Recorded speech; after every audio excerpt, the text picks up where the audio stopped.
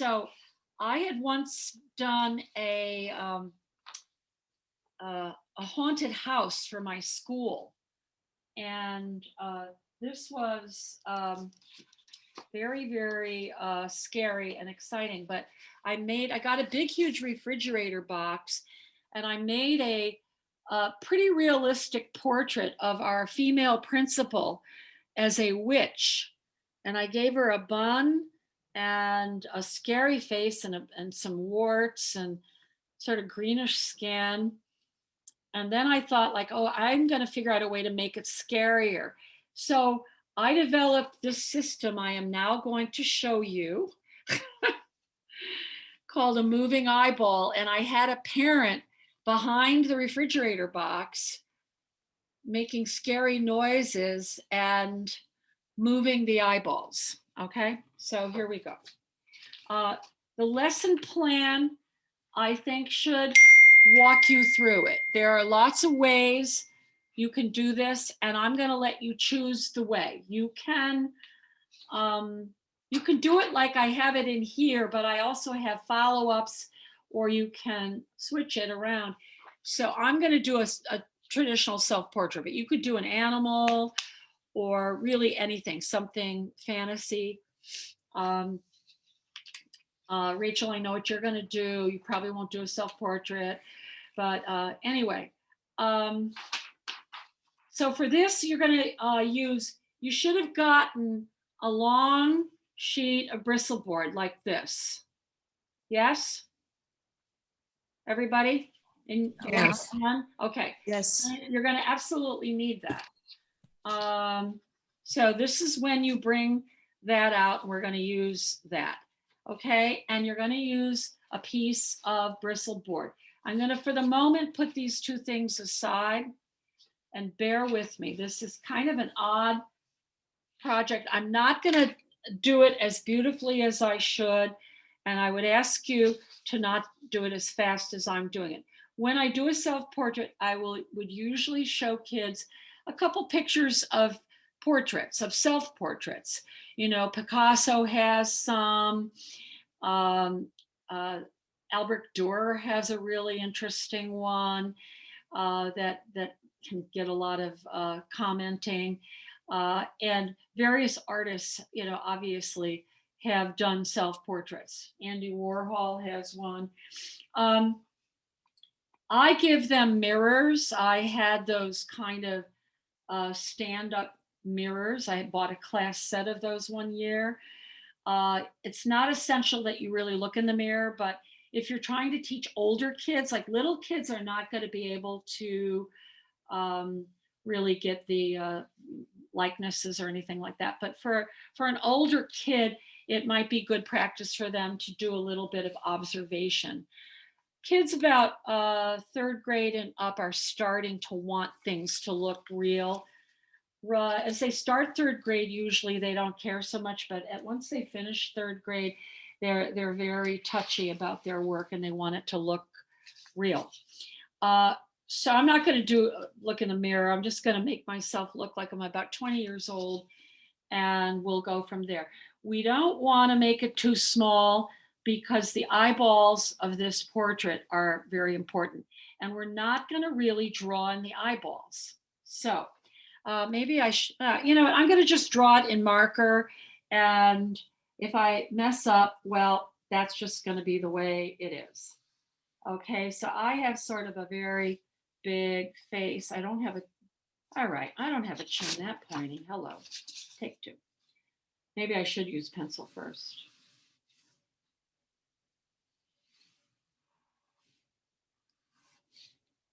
I should have used pencil first. Okay, people, use pencil first. And don't do it fast like me. So I'm going to give myself this kind of crazy little hairstyle, ears.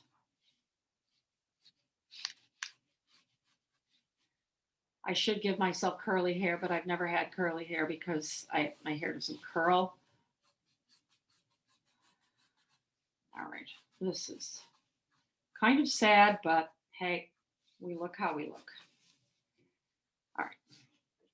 So now I'm going to give myself eyebrows.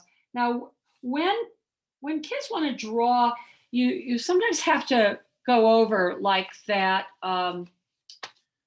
Let's just see if I can find a scrap paper to show you on. You have to kind of go over that eyeballs are not round like googly eyes. They're almond shaped, and that usually you don't see the whole eyeball at once. Usually there's an eyelid of some sort, not always, but for a little observation. Um, a nose is not a hook nose like that, nor is it a pig nose like that, because you see that a lot. And so you try to give them strategies for how to draw things like so don't draw a straight circle. Try to look at the shape of your eye. Don't draw an L shape or a pig nose. Maybe look at your nose, see how far apart your nostrils are. Maybe think of some kind of little snake as what's underneath your nostrils. And then you just put the bridge of your nose and you've got a nose. So that's like a 3-step. Step one, step two, step three, a 3-step nose, very easy to do. And the same thing with my kids love to do teeth. They'll do teeth like this. Sometimes they'll do scary teeth. Sometimes they'll do teeth like that. I mean, you can let them, but uh, if they're to the point where they want to make it look realistic, tell them to close their mouth, because this is how to start observing. Look at where the lips meet and think of it as like a little wavy line. Some people's are straight, some people, but there is going to be a line that will have some kind of shape to it. The top part of their lip will be like two mountains, and the bottom will be like a boat. And how much or how big or whatever is up to them as they're looking in the mirror. So this is also like a 3-step process. As long as you're doing it from observation, you don't want them to get in the habit of just doing it without looking, and then they haven't learned anything. They haven't observed anything. All right, so I'm going to make my eyes, but remember, my eyes are not going to be, I'm not drawing them yet. I mean, I could draw them, but it won't make any difference because I'm going to cut that out. Okay, so I have sort of a German nose. Those 2 lines, that's a philtrum. I want to give myself a nice big smile. Nice young face, nice chin. Okay, I'll put a little bit of whatever there, but okay, this is how I look in my dreams. Okay, let's put some earrings on me. Why not? Like earrings. And you can even put something in the background if you want. But all right, let's just say that's my portrait. It's not gorgeous, but it'll have to do. Then you're going to color it in. You can watercolor it really fast. Let me show you how to do skin really fast with kids. If you Sharpie it and watercolor it, it'll be the fastest thing. For kids, no matter how dark their skin, I practically always start with orange, just as a kind of a neutral, warm color. And then if somebody has super, super, super light skin, you could almost just use orange, because the watercolor will dry lighter and it's a very, very kind of peachy skin, even though you wouldn't think it to look at the color on the palette. And then as you get a little more tan, you add a little brown to the mix. Now my skin is a little less, my skin is probably somewhere in here. Maybe not, maybe a little oranger. And you can always add a little water to it too. But, really fast thing. The bristle board you have will take watercolor pretty fast. Don't linger too much on it. It's not watercolor paper. If we had lots of money, I would have bought you watercolor paper, which really doesn't stain or anything like that. When you're teaching kids watercolor, you want to make sure they don't do the caterpillar lips kind of thing. That's I'll show you what that is. Um, when water gets into paper, it definitely absorbs, kind of like in a carpet or something like that. And so there's this capillary action, and I'll just show you on the bottom here. So if let's say I'm doing skin, and I've got this right here, and then I want to go in and make myself some red lips, and I want to paint while it's red. It'll start looking like I just ate jam because there's this capillary action. Can you see that? It's just, you can't control that. You have to wait until the watercolor's dry before you go near the lips. Otherwise, you're going to get the fuzzy caterpillar lips. So, of course, I want you to color everything. I want you to have it look good. Now, to go back to the skin, so the darker the skin, you just keep adding a little brown, a little more brown, a little more brown, and so on. You can just, I mean, some people like my friends in Africa have very, let's see, what color is that? Okay, that is black. I haven't used these before. My paints finally came in that I ordered for you, even though I sent you those other ones. So you can just keep getting darker, but if their skin is like a very deep kind of black, you just keep doing that. But it's orange, brown, and then black as you go down the palette.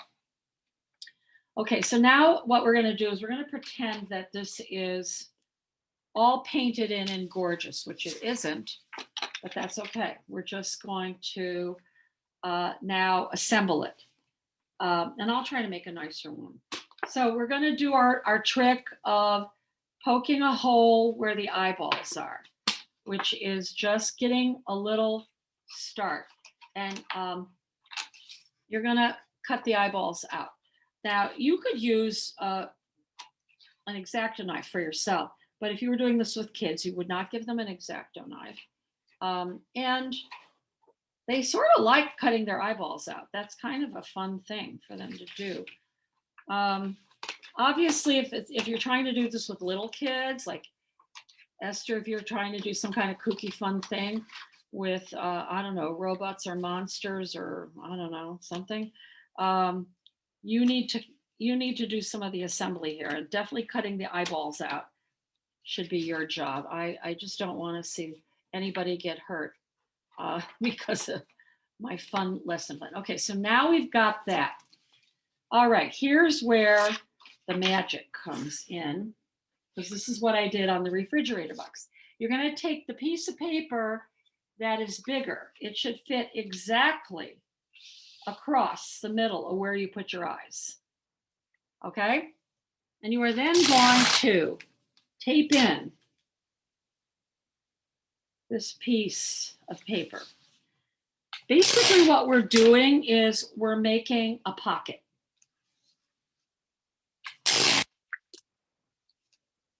Again, I like masking tape for this step. Really press it down because especially the kids are going to play with these a lot. So it really needs to be pressed down. All right, so there I am without my eyeballs. So here's what we're going to do now. I'm going to take the long piece of paper. I'm going to slide it in. This is what I did for the principal. And I'm going to like make each side about halfway. Okay, here and here. Let me move this so you're not confused. All right. Now I'm going to take a pencil this time, so I do it slowly and carefully. Let's see. Is there a pencil in this room? Yes, there is. And you're not going to make a circle. You're going to make like a parentheses, because most people's eyes don't show the whole thing. Okay. I'm going to put actually a little iris in my eye so I know. Now, I'm going to take it out. Pay attention here. Finish making the eyeball. That's important. Okay, there are my eyeballs. Now I'm going to Sharpie them. Now, depending on what color markers you got, because I couldn't afford to give everybody a whole set, but if you got a color of marker that is the color of your eyeballs, well, then you're in good shape. You can just use that. I could paint it. I have actually incredibly green eyes if you ever get to meet me in person. I'll never forget, I was once in an airport and the man behind me just kept talking about my eye color. You know, it was very interesting. Okay, so that's dark green. I want to, let's see, this is olive green. I mean, I don't have hazel eyes. I have green eyes. They're really weird looking. Okay, so there are my eyeballs. Are you ready for this? Get ready.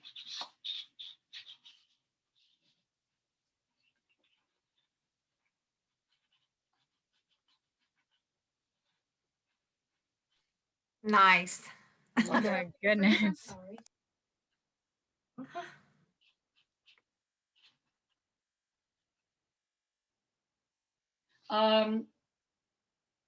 They go wild. Try to imagine the principal with someone behind going, Mrs. Keltos is gonna come after you. Oh my God, it was actually a lot of fun. So obviously you're gonna take your time, make yourself look however you want. You could do your alter ego, you could do your avatar, you could do your pet. You could do, I have to get rid of that terrible line on my hair. You know, I want you to have some fun in this class. This is really just about the process itself. Okay, so that is a moving eyeball portrait, only seen here. It's my invention, and I can tell you, your kids will love it. They will absolutely love it. So, any questions on this? Here's the back. We're videotaping this, right? Yeah, recording. Yeah. Okay.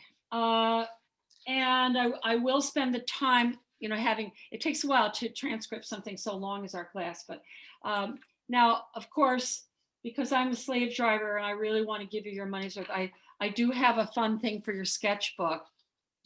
I believe you got this in your packet with your materials. Yes. Yes.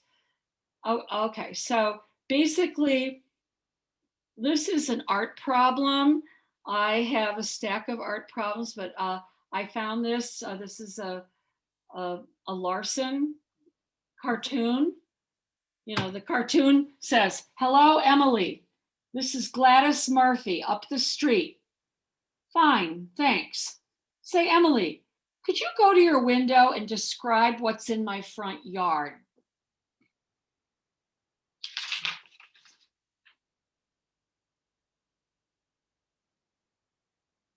Okay, are you all getting an idea what might be in her front yard? Looks like a big eyeball. Okay, well, what do you think that eyeball could belong to? An animal? Okay, don't say it, whatever. You're gonna draw what you think is outside Gladys's window.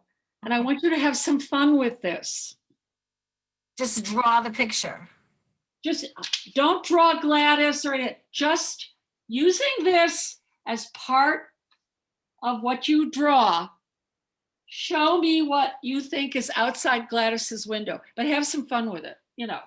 Do we need to glue that paper in our sketchbook? No. I just want to see, you know, in your sketchbook. Of course, I never have paper when I need it, do I? No. Hold on. Let's go into my recycle bin.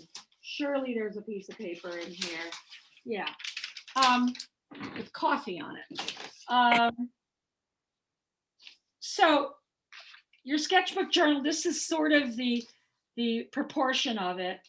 You could, let's see, let me look at that. Okay, I'm gonna put it here. You could look at that and start with it there. Okay. And now what else could you do with that? You could make an animal, you could make a person, you could make a monster, you could make an alien. I'm gonna make,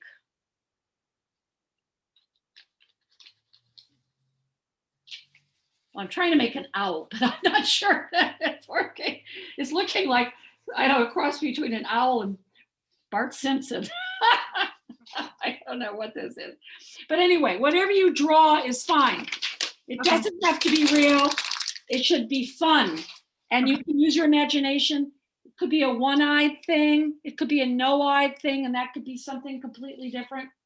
I want you to look at that and see what occurs to you. An art problem like this, when given to kids, really stretches their imagination because there's no wrong answer. They're practicing drawing, but they're also working their brain. So I don't want anybody here to sort of feel like, oh my God, does this look okay? Of course it looks okay. It could be anything, okay? Anything at all. And we don't even know what viewpoint we're looking at here. So 100%. So just have some fun with it. Do we need to color it, or what? Do we need to color it or anything? Well, there, you just decide. I don't, there's no need. There's no need. This is just like an uplifting. I don't want it to give anybody an ulcer. I don't want anybody being upset or nothing. Just enjoy this, okay? This is a funny week, and then you could do yourself, your husband, you could do your kids, your dog. It's just very interesting how easy it is to change an expression with just the eyes, Mm-hmm.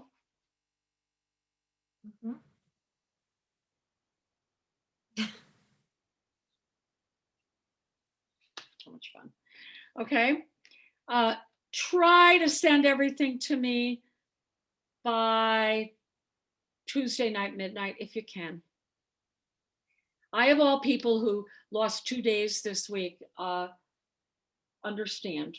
I think that's all the demoing I have, unless anybody needs to see anything else here, because I think I'm going to try to change cameras.